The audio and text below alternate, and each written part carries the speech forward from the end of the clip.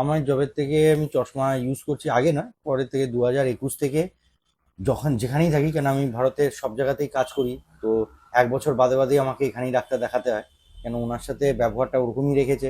এই আজকেও যেরকম আমি বিল আনতে ভুলে গেছি, আমি বললাম যে দিয়ে দেবেন, আমি একটু বাদে দিয়ে দেবো, তো উনি বললেন হ্যাঁ হ্যাঁ কোনো ব্যাপার না। তো এই জিনিসটা আছে।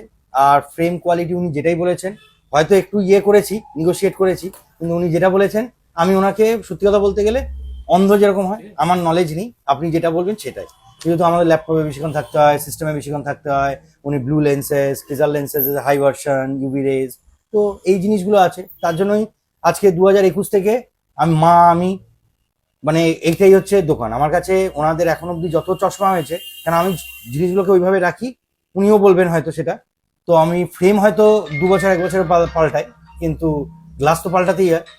তো ওই মানে এখন দৃষ্টি এটা হয়ে গেছে এখন আমার বাড়ির একটা অঙ্গ টাইপের।